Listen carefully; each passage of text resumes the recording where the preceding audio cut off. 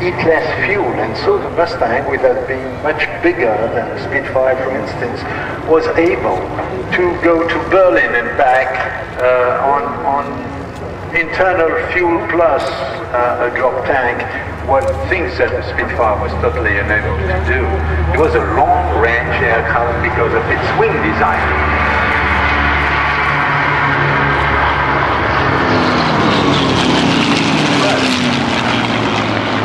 This wing design is with a high speed and less firing the guns and tell them how to correct to get the target they wanted.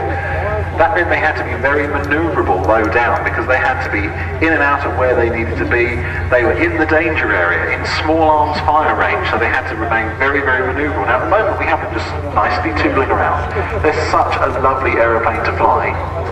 That's why they became the pilot maker. No other aircraft run around. Lighter, longer, wider, beefier, whatever. They never made them better than the original Cubs. From the left come the voyager of aircraft flown by young men who at the time learned to fly in Cubs. B-17s and their escorts.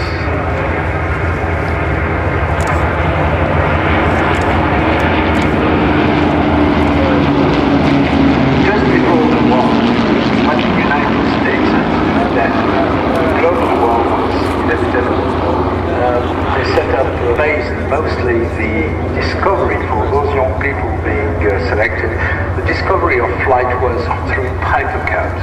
And then very quickly after that, they designed a scheme where from the Cub you would grow up to steerman, and we'll see steermen a bit later. Yes. Then you go to a trainer called the 86. Yes.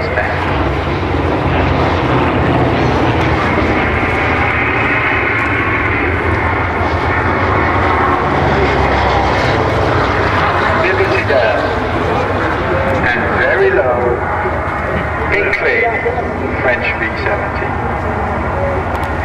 Both of these aircraft have great histories. Liberty Belle. Liberty Belle was at one point sold to Pratt & Whitney for just $2,700, and it had a fifth engine installed in the nose and it was used to test turboprop engines. But it represents Liberty Belle. In September 1944, the 390th Bomb Group attacked Dusseldorf and suffered its second largest single mission loss of the war. One of the B-17s was hit in the bomb bay by flak and it blew up, damaging or crashing 9 of the 12 aircraft.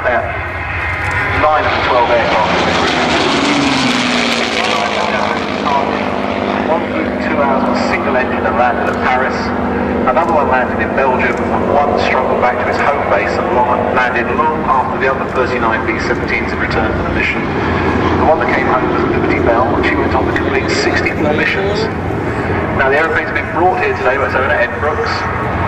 His father was the original tail gunner of Liberty Belle, so this is a real great achievement for him. And following that down the line is Pink Lady, the French B-17.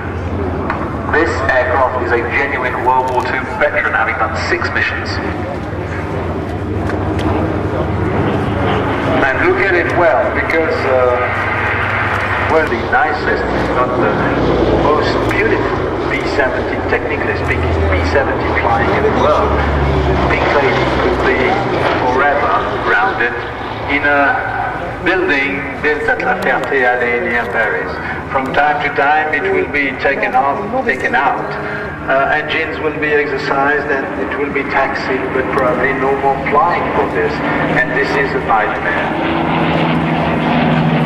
These aircraft are monuments.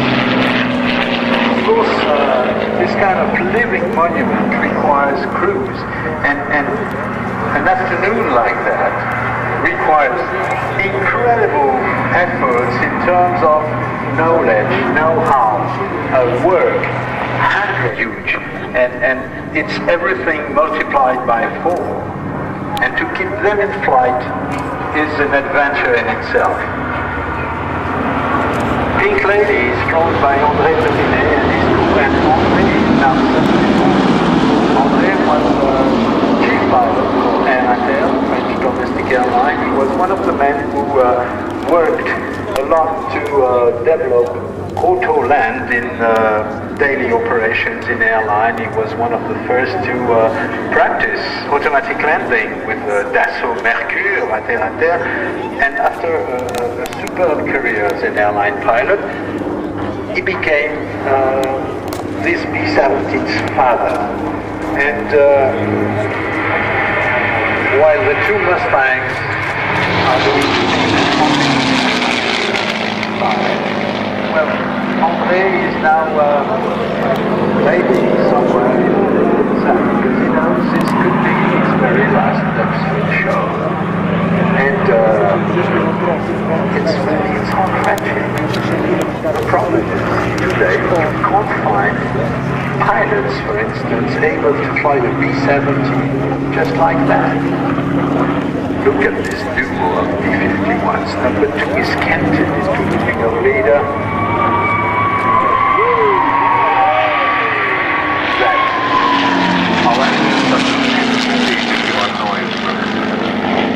The wind whistling through, and we have the B-17s coming around again, Liberty Belle, this wonderful aircraft that came all the way to this show from the United States, commemorating the pilot's father who served in the tail gun on the original aircraft.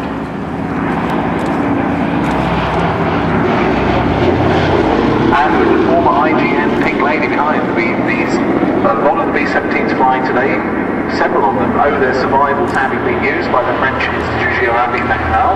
I apologise for my accent there. And they were used by aeroplanes. And really the only reason they were retired in the sort of early 1980s, wasn't it? Was because everything they needed to map had been done. Everything else could be done on amendments, which they do, I think, now from King Airs. But the B-17s are so effective. And this is excellent formation. Yeah, they're absolutely flying. And brought back, I think it was 4 were brought back. 2 ended up in Canada, 1 ended up in the RAF Museum, and the Shuttleworth collection received one as well, which was rebuilt to fly. And this is the aeroplane you see today. It was recovered from Afghanistan. And recently, Guy Black has managed to recover even more parts. So the little factory down in East Sussex is producing these aircraft that rebuilt the Nimrod, will be producing even more. Both aircraft powered by the Rolls-Royce Kestrel engine. We mentioned the Kestrel earlier on. It was the engine that was first fitted to the Messerschmitt 109 for that, and indeed for the Stuka as well, flew on a Kestrel. And it was a slightly smaller version of the Merlin.